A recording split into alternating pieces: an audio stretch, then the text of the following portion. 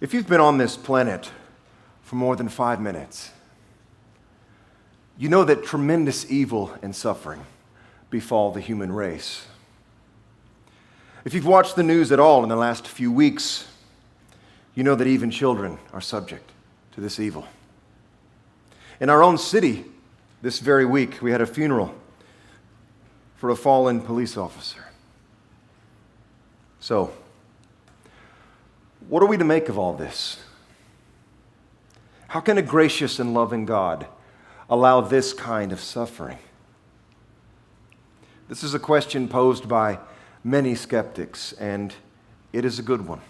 It's a good one. And all religions give their attempt at answering it. You'll hear Muslims, Buddhists, and Hindus give long philosophical arguments regarding suffering. But how does Christianity answer this problem? Christianity's answer to suffering is not an argument, a syllogism, or a proverb. It's a person. It's a person. Turn with me to John chapter 11. We're going to look at verses 20 through 44. John 11, 20 through 44.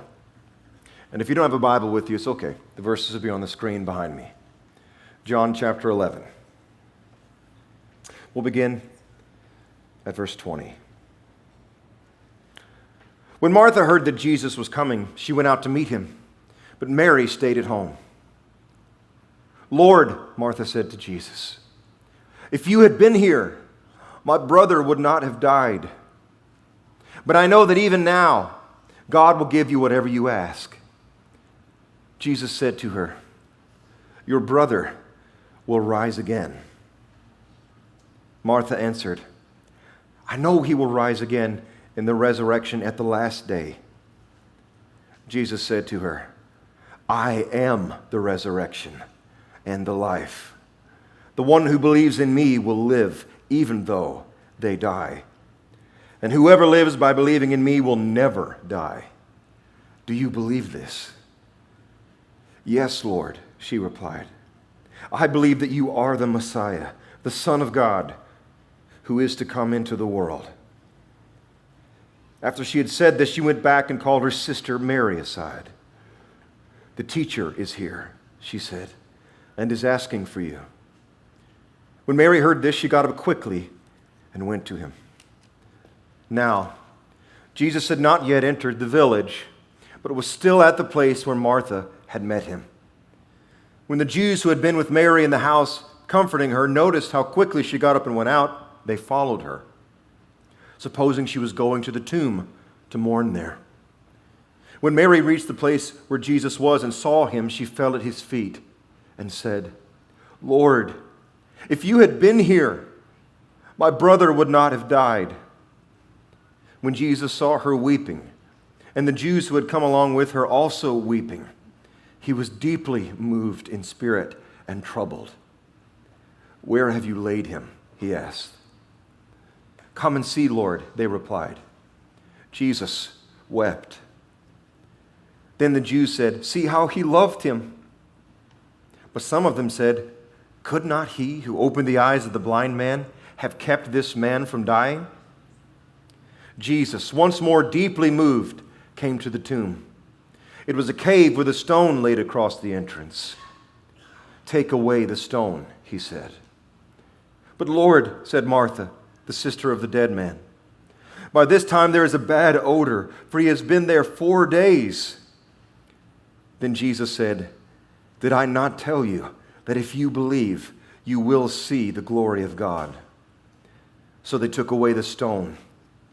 Then Jesus looked up and said, "Father, I thank you that you have heard me. I knew that you always hear me, but I said this for the benefit of the people standing here, that they may believe that you sent me." When he had said this, Jesus called in a loud voice, "Lazarus, come out." The dead man came out, his hands and feet wrapped with strips of linen and a cloth around his face. Jesus said to them, "Take off the grave clothes and let him go." This is God's word. So Mary and Martha have the same problem we do. They are experiencing great suffering, and they are struggling to make sense of it. They are struggling. And Jesus responds in 3 ways.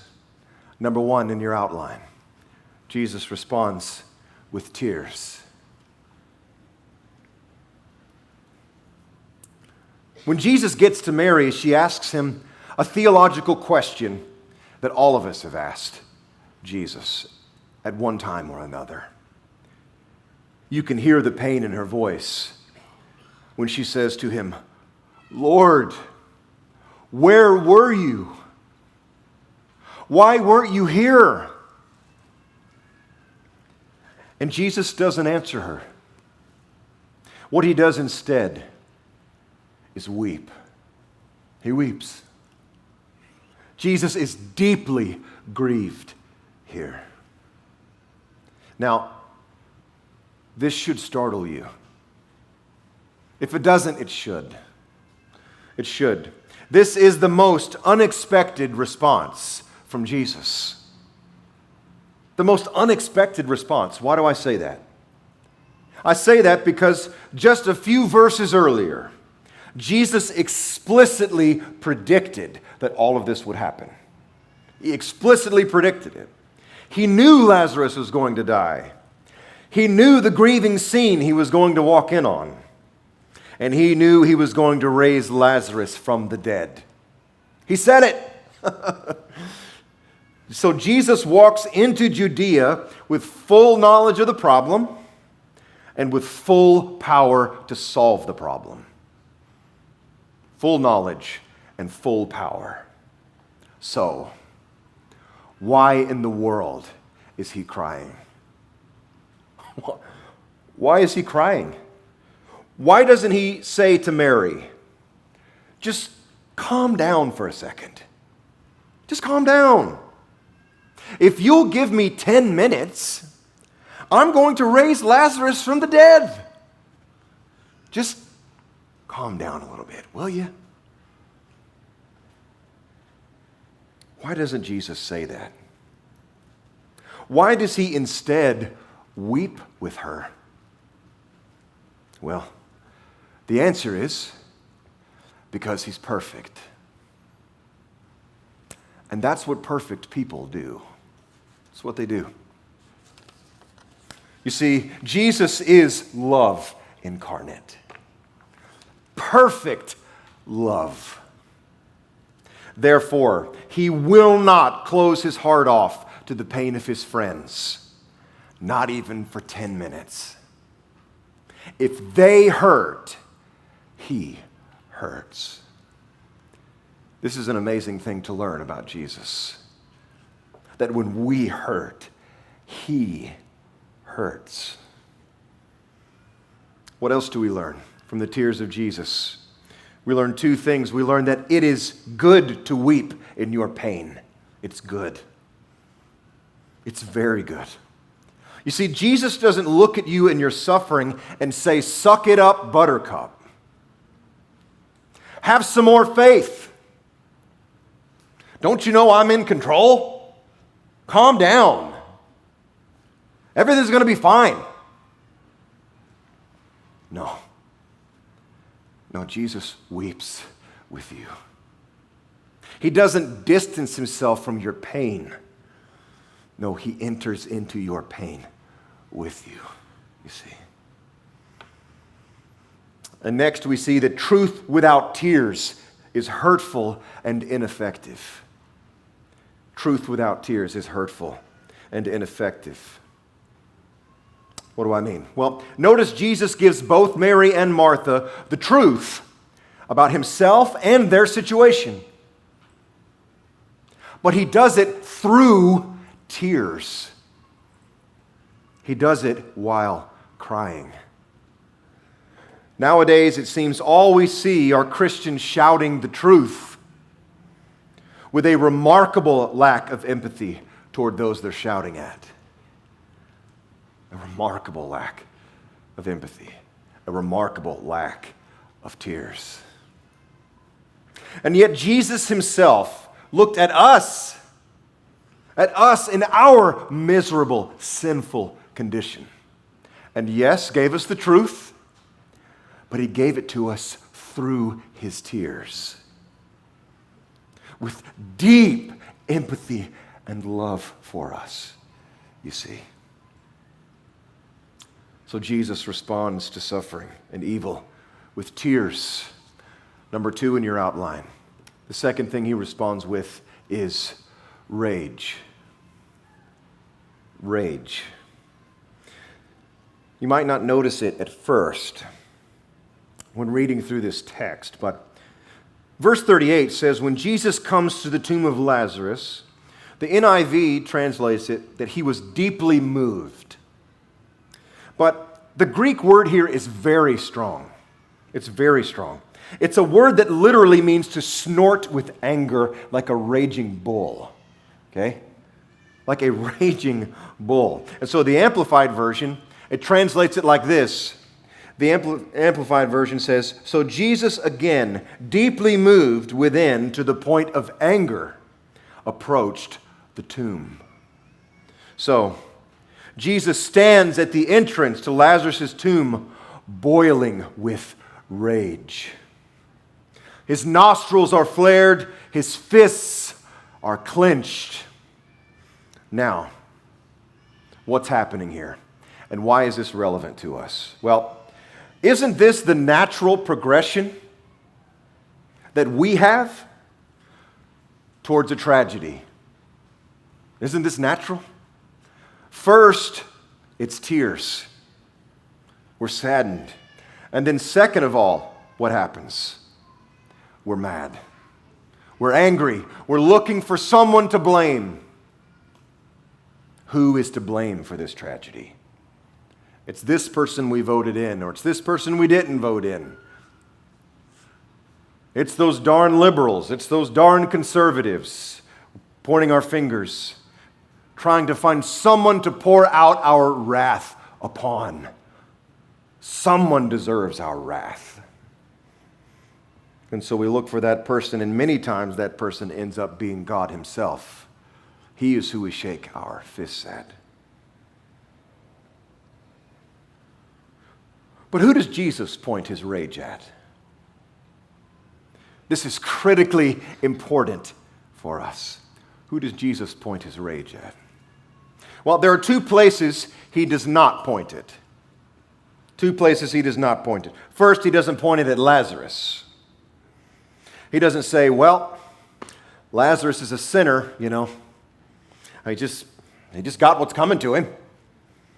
I mean, Lazarus made some really poor life decisions. And so, now here he is. This is just God's judgment upon Lazarus. Is that what Jesus says? No, sir. Secondly, Jesus doesn't point his rage at Mary and Martha, right? He doesn't victim blame. He doesn't say, oh, ye of little faith, why didn't you pray harder? Why didn't you come get me? I was only 2 miles away. What were you doing? Is that what Jesus said? No. So where does Jesus point his rage? He points it at death. At death. And that is bad news for death. It's bad news for death. Which brings us to our last point in your outline. Jesus responds finally with resurrection. With resurrection. Let's look at verses 43 and 44. Verse 43. When he had said this, Jesus called in a loud voice, Lazarus, come out. The dead man came out, his hands and feet wrapped with strips of linen and a cloth around his face. Jesus said to them, take off the grave clothes and let him go. Now, I know what you might be thinking at this point. If you're not thinking it now, you might later on at lunch. But here's what you might be thinking. And this is certainly what I always wondered as a skeptic myself. So you might be thinking this. You might be thinking, okay, preacher, okay, I see where you're headed. I see where you're headed. I'm no dummy. This is Easter Sunday, and you're going to present Jesus as the hero who conquers death and evil. But my question is this: why would God create a world in which Jesus needed to come be a hero at all? Why create a world with suffering and evil in the first place? Why not create a world with no death and just rainbows and sunshine for everyone? It's a good question. And I'll answer that question with a question. And here it is. What if a world with death and resurrection is better than a world without them? Even a world with rainbows and sunshine for everyone. What if a world with death and resurrection is better? I think it is. Let Jesus explain. So when Jesus comes to Martha, of course, her guts are ripped out because of the death of her brother. And here's what Jesus does not say. What many Christians will say. But here's what he does not say. He doesn't say, Martha, I know you're hurting, but I have a consolation prize for you. I have a consolation prize. This situation is bad, but you know, Martha, one day I'm going to take you away from all this. Someday I'll take you to a great celestial city in the sky, and you'll be able to forget about all this death and suffering. That is not what Jesus says.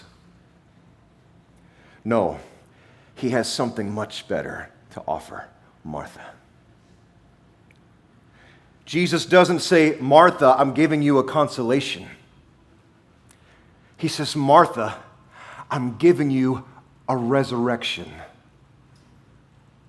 A resurrection. What's the difference? It's big. It's big. So Jesus says this, and Martha's like, yeah, I know.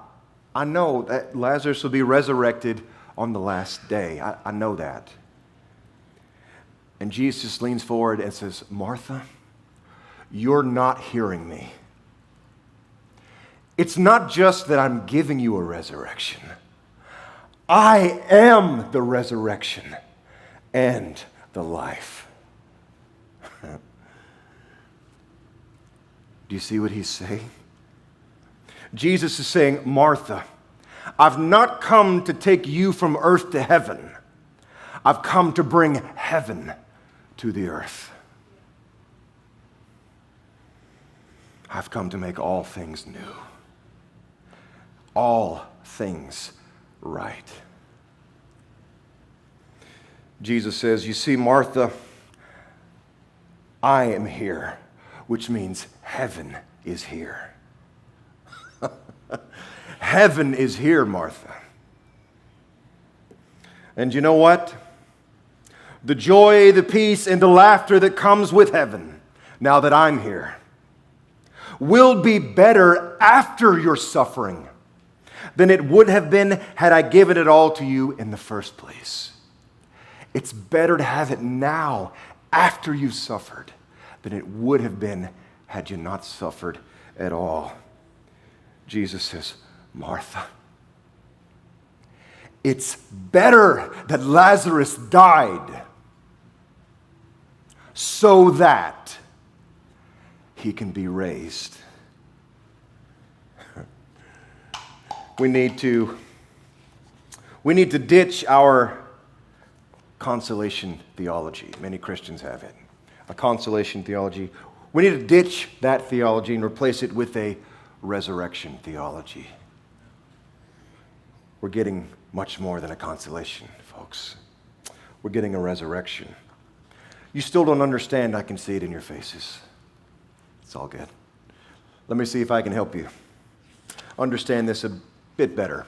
So, at the end of The Lord of the Rings, Sam, who's my favorite character, Sam thought that evil had triumphed.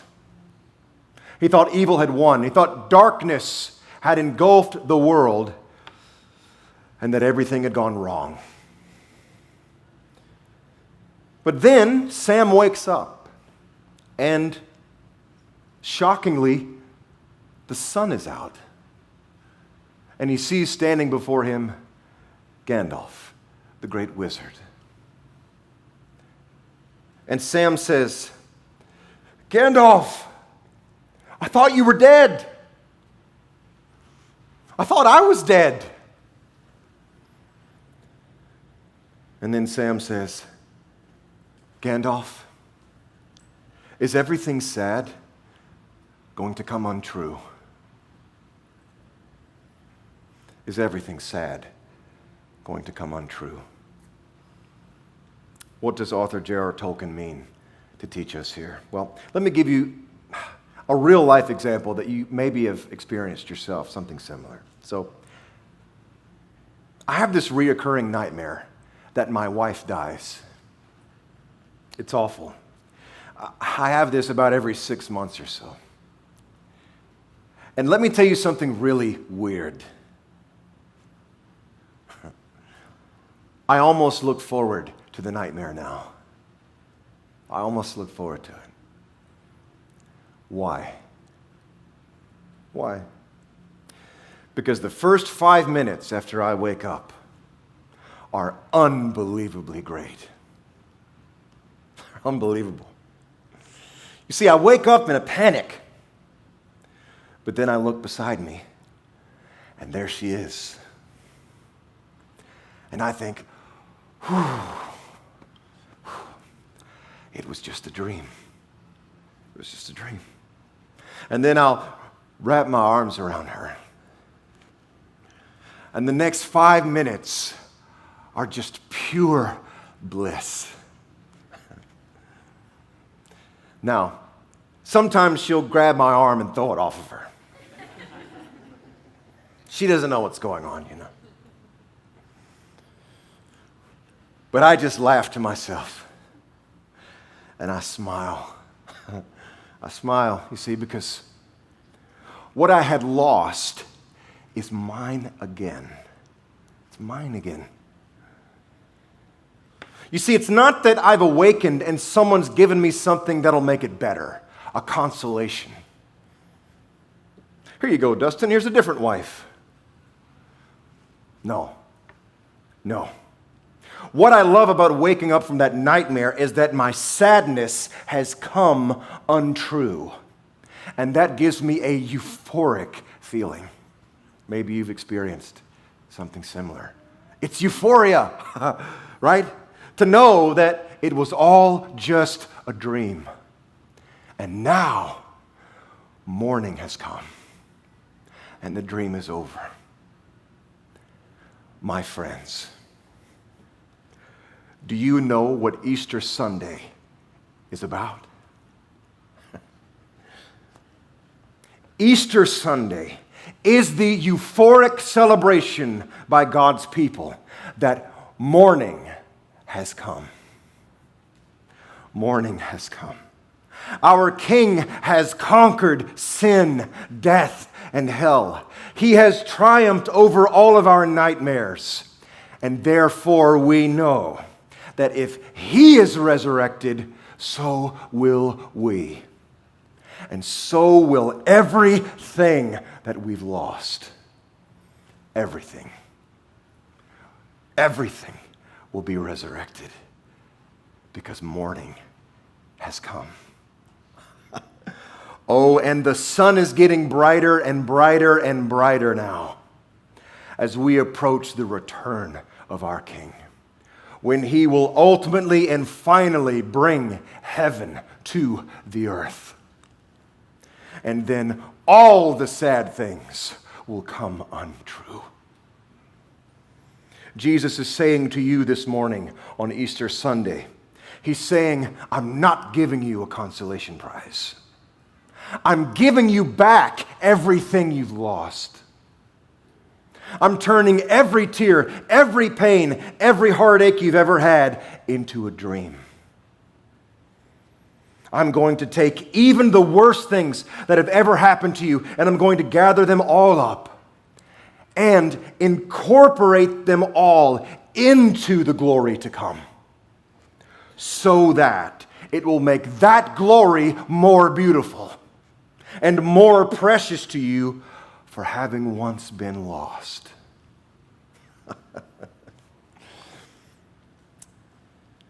There's another really amazing element in the gospel story that you might have read but haven't really noticed how profound it is, that illustrates this point so well. And here it is. Have you ever noticed that after Jesus died and rose from the dead, that he still has his scars? Right? So you remember doubting Thomas. He doubted the resurrection of Jesus, and Jesus said, touch them. Touch my scars. So we know that he still has them post-resurrection. Now, why is that? You would think those scars would be long gone, right? So why does he still have them? Here's why. It's not that Jesus forgets the pain he went through. It's not that he leaves the horrors of the cross behind. No, it's that now, because of the resurrection, those scars are beautiful. And they only seek to add to his glory. My friends, those scars in his hands and his feet, because of the resurrection, because of Easter, they are infused with profound beauty and meaning. You see, it was with those wounds, my friends, that Christ took the punishment we deserved for our sin. He took our place on the chopping block.